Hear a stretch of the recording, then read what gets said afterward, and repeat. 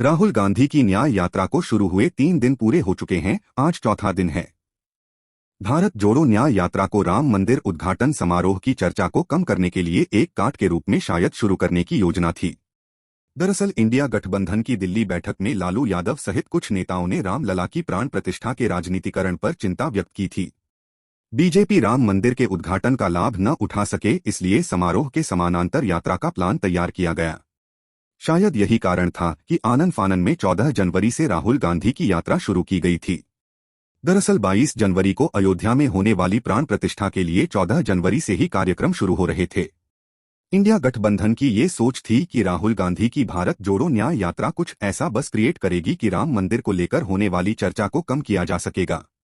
आइए देखते हैं कि इन 4 दिनों में राहुल गांधी अपने उद्देश्य में कितना सफल रहे हैं और आने वाले दिनों में उन्हें कितनी मुश्किलों का सामना करना पड़ सकता है।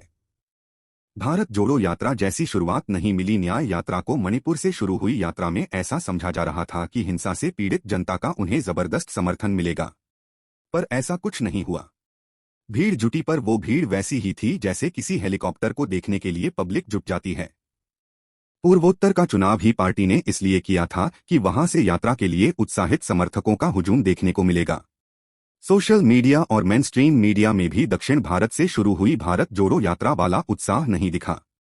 सोशल मीडिया एक्स पर पिछली बार लगातार राहुल गांधी की भारत जोड़ो यात्रा किसी न किसी कारण ट्रेंड करता रहता था। इस बार बिल्कुल भी अभी ऐसा नहीं हो सका है।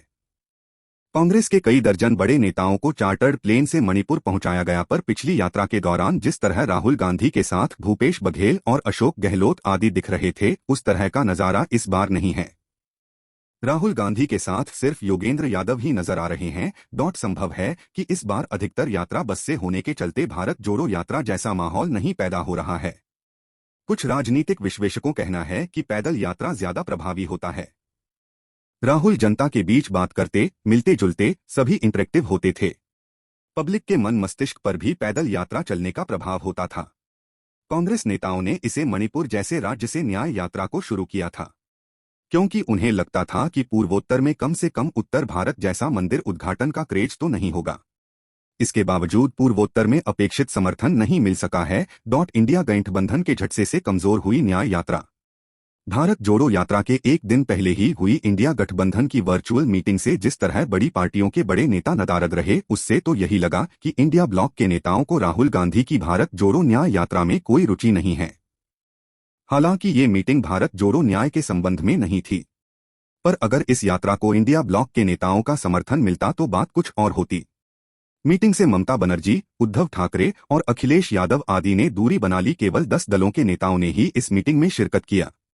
इस बीच नीतीश कुमार ने इंडिया ब्लॉक का संयोजक बनने से इनकार कर दिया। मतलब साफ है कि इंडिया गठबंधन में सब कुछ ठीक नहीं चल रहा है।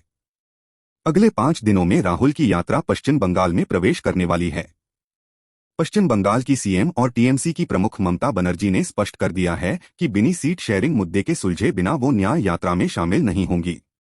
जाहिर है कि अगले 5 दिनों के अंदर इतना कठिन मुद्दा सुलझने वाला नहीं लगता है, वो भी ऐसे समय जब ममता बनर्जी खुद इंडिया गठबंधन से दूरी बना रही हैं। बंगाल और बिहार में राहुल की यात्रा काफी मजबूत हो सकती थी अगर यात्रा के पहले पूरी तैयारी कर ली गई होती। केवल राम मंदिर की चर्चा रोकने के लिए आनन फानन में यात्रा शुरू करने का नुकसान तो उठाना ही होगा। यात्रा को राहुल गांधी ने अपना मकसद खुद बता दिया। राहुल आज यात्रा के चौथे दिन नागालैंड पहुंचे। राहुल ने कहा, मैंने नागालैंड के गांव के लोगों के साथ चाय पी। एक बच्ची ने मुझसे पूछा कि इस यात्रा के पीछे मकसद क्या है, तो मैंने उसे बताया कि इस यात्रा का मकसद है उसकी बात सुनना, ये समझना कि नागालैंड के लोग क्या महसूस करते हैं और कैसे जिंदगी जीते हैं। राहुल गांधी ने अपनी यात्रा का उद्देश्य खुद बयां कर दिया है। मतलब साफ है कि राहुल गांधी इसे राजनीतिक यात्रा नहीं मानते हैं। उनके कहने का मतलब है कि वो देशाटन पर हैं। एक पर्यटक की तरीके से बस वो समझने की कोशिश कर रहे हैं कि देश के लोग कैसी जिंदगी जीते हैं। दरअसल कांग्रेस को इस यात्रा से अब कोई उम्मीद नहीं रह गई है। आने वाले दिनों में बंगाल और बिहार और यूपी में और बुरा हाल हो सकता है।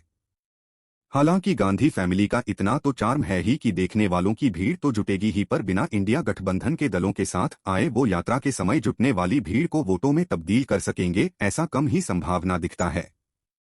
न चाहते हुए भी राहुल मंदिर की ही चर्चा कर रहे भारत जोड़ो न्याय यात्रा के तीसरे दिन कांग्रेस सांसद राहुल ने कहा कि नागालैंड ने कहा कि आरएसएस और भाजपा ने इस कार्यक्रम को पूरी तरह नरेंद्र मोदी फंक्शन बना दिया है। राहुल गांधी कहते हैं कि यह कार्यक्रम पूरी तरह से राजनीतिक है। आरएसएस और बीजेपी ने 22 जनवरी को चुनावी फ्लेवर दिया है, इसीलिए कांग्रेस अध्यक्ष वहां नहीं जा रहे हैं। हम सब धर्मों के साथ हैं, जो भी वहां जाना चाहता है जा सकता है।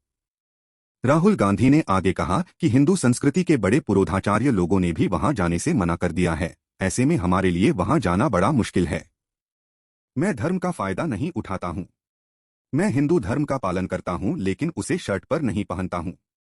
मैं जीवन में ही हिंदू धर्म को अपनाता हूं जो सही है। मैं दिखाता नहीं, जो धर्म का सम्मान नहीं करते मानते नहीं वो दिखाते हैं। दरअसल राहुल गांधी की बात को उनकी ही पार्टी के लोग काट रहे हैं और राहुल गांधी उन्हें रोकने में असमर्थ साबित हो रहे हैं।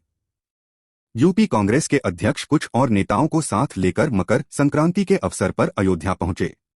कांग्रेस पार्टी के कई लोगों ने यह घोषणा कर रखी है कि वो प्राण प्रतिष्ठा समारोह में शामिल होंगे, जिसमें हिमाचल के एक मंत्री भी हैं। हिंदू संस्कृति पुरोधाचार्य लोग मुहूर्त को सही नहीं मान रहे हैं, तो फिर कर्नाटक की कांग्रेस सरकार 22 जनवरी को मंदिरों में विशेष पूजा का क्यों आयोजन कर रही है? राहुल अभी जब हिंदू बेल्ट की ओर आएंगे तो उन्हें इस तरह के ढेरों सवालों को जवाब देने होंगे।